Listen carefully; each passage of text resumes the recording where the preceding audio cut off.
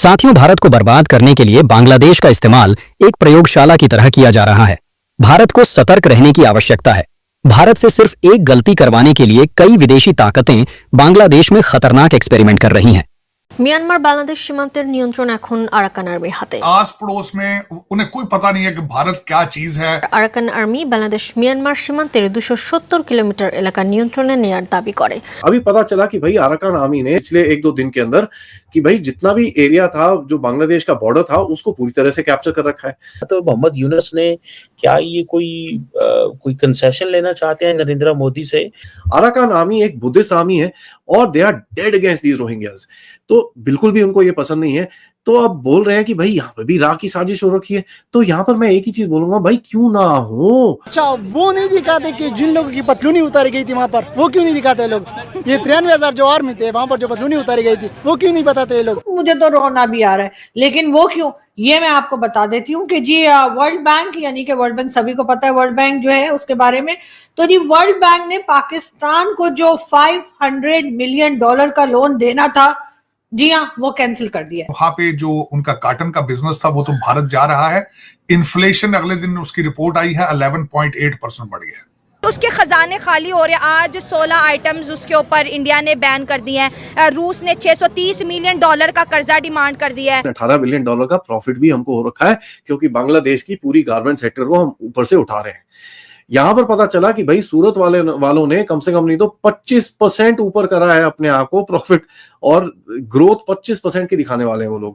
तो well done यार पाकिस्तानियों, ऐसे ही करते रहो। बांग्लादेश हमारे कितने महाजरीन भारत के अंदर बैठे हैं, ये डॉक्टर यूनुस साहब को कोई अंदाजा नहीं। इस एक्सपेरिमेंट में बांग्लादेशी हिंदुओं का इस्तेमाल कर भारत के लोगों और पीएम मोदी को उकसाया जा रहा है। लेकिन पीएम मोदी ने यह गलती कर दी तो भारत ऐसे चक्रव्यूह में फंस जाएगा जिससे निकलना असंभव हो जाएगा। 3 साल पहले ऐसे ही एक चक्रव्यूह में रूस के राष्ट्रपति व्लादिमीर पुतिन फंस चुके हैं और अब निशाने पर भारत को लिया है। लेकिन आपको बता दें कि भारत के दुश्मनों को पता नहीं है कि भारत के लोग और पीएम मोदी क्या चीज है। जो दुश्मन के उकसावे का जवाब दूसरे विकल्प से भी देना जानते हैं, तो इस वीडियो में आपको बताएंगे कि कई देश मिलकर बांग्लादेश में भारत से कौन सी गलती करवाना चाहते हैं। पूरी जानकारी से अवगत कराएंगे आपको। लेकिन आपने चैनल को सब्सक्राइब नहीं किया है तो जल्दी से चैनल को सब्सक्राइब कर वीडियो को लाइक करें।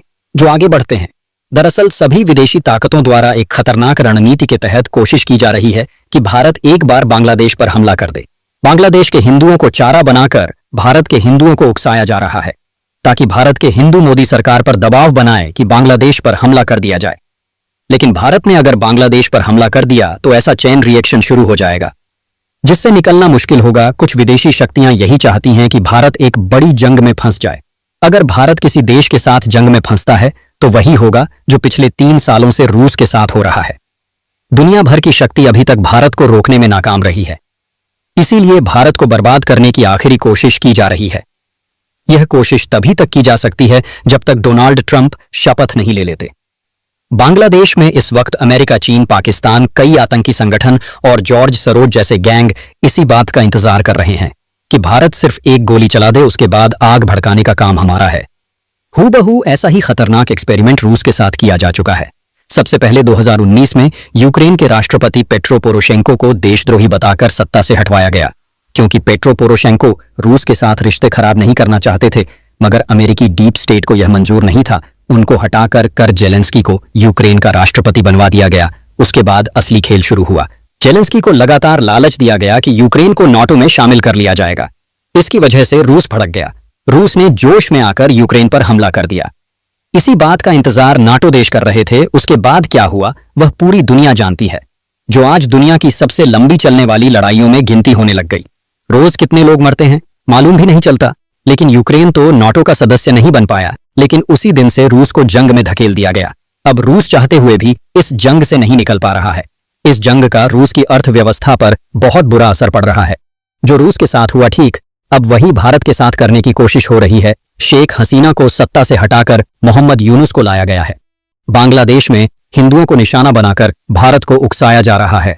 यह खतरनाक शक्तियां चाहती हैं कि भारत के प्रधानमंत्री नरेंद्र मोदी एक बार बांग्लादेश पर हमले का फैसला कर लें, उसके बाद आग को भड़काने का काम दूसरे देश करेंगे।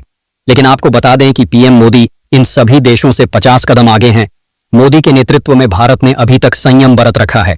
पीएम मोदी जानते हैं कि बस कुछ दिन की बात है, जिस दिन डोनाल्ड ट्रंप अमेरिका की सत्ता में आ गए उस दिन यह सारे डीप स्टेट वाले मारे जाएंगे। आने वाले दिनों में बांग्लादेश का इलाज किया जाएगा, लेकिन वह इलाज कैसा होगा वह भारत के प्रधानमंत्री नरेंद्र मोदी तय करेंगे। पीएम मोदी बांग्लादेश में ऐसी कोई गलती नहीं करने वाले जिससे भारत पर कोई संकट आ जाए।